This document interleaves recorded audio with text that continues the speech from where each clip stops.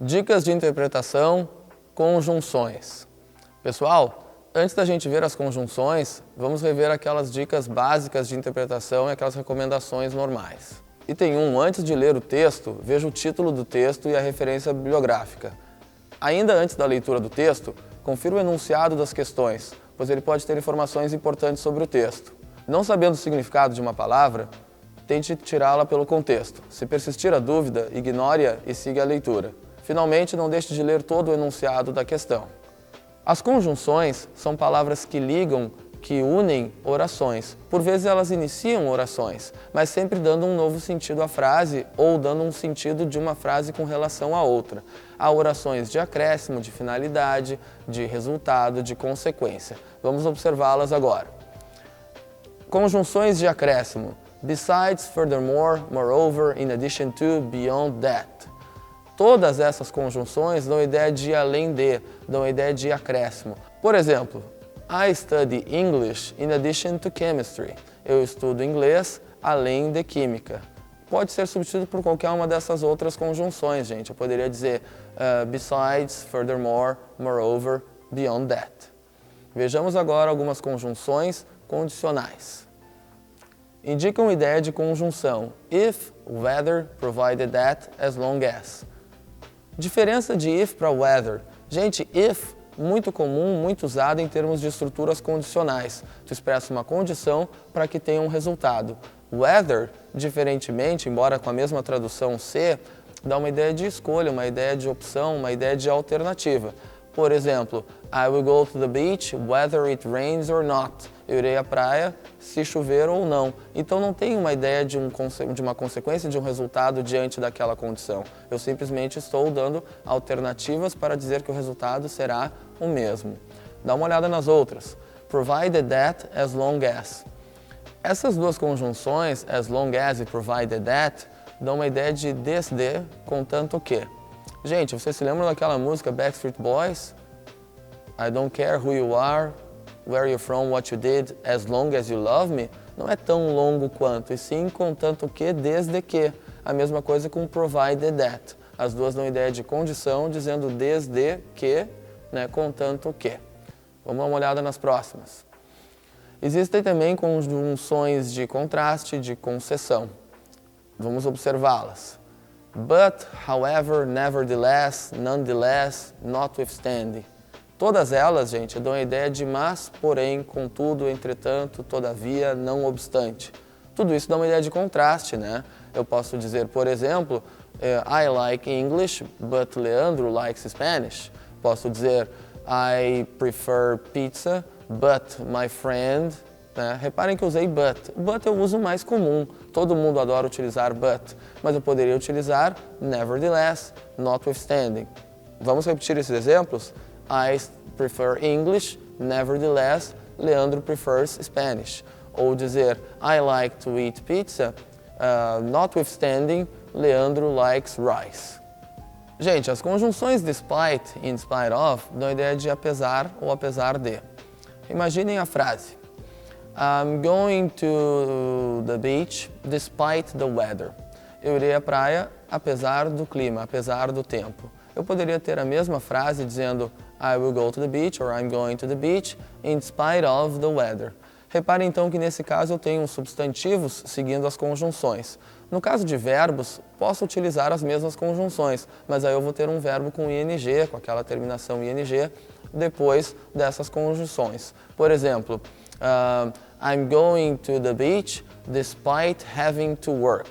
Eu irei à praia apesar de ter que trabalhar, ou apesar de trabalhar. Então eu posso utilizar um verbo, mas também um substantivo depois dessas conjunções. Although, though, even though, embora. Essas três conjunções, assim como na língua portuguesa, precisam ser seguidas de um novo sujeito. Lembram daquele exemplo que eu falei? I'm going to the beach despite working ou despite having to work?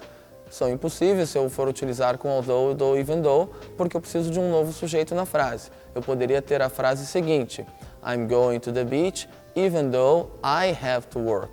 Portanto, tendo que botar um novo sujeito à frase. Mas em termos de sentido, são exatamente iguais. E é isso que tu precisa te lembrar para fazer da prova do Enem ou provas de vestibulares.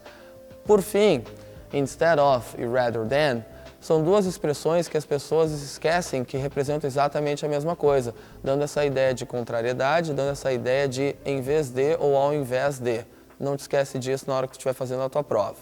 Também temos conjunções que expressam, que indicam causa e conclusão. Presta atenção ali, gente, naqueles exemplos. Thus, hence, so, consequently, therefore e then. Nós estamos muito acostumados a utilizar so ou utilizar then quando estamos contando uma história. Agora, se eu posso utilizar qualquer uma dessas conjunções ali, por mais complexas ou não familiares que elas sejam para mim. Thus, hence, consequently, therefore, todas elas representam exatamente a mesma coisa que so, que é aquela ideia de então, portanto, assim. Dá uma olhada nos outros. Since, because, as e for.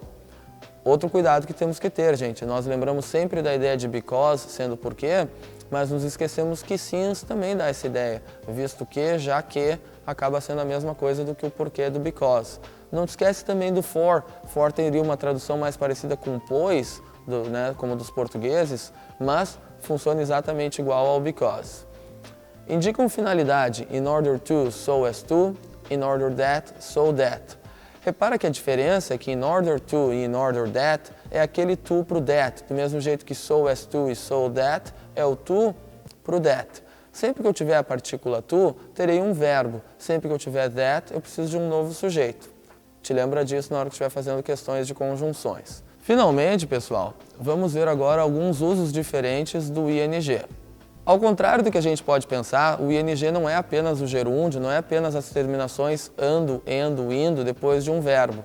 Ela pode ser isso, como a gente olha no exemplo, I'm working now, she was cleaning the table, desde que eu tenha o verbo to be antecedendo essas palavras. Quando eu falo I'm working now, she was cleaning the table, aquele verbo to be, I am, eu estou, e she was, ela estava, puxam sim essa terminação ing para ser verbo no tempo contínuo. Mas, dá uma olhada nos outros exemplos. We all watched the opening of Parliament. Nós todos observamos o abrindo?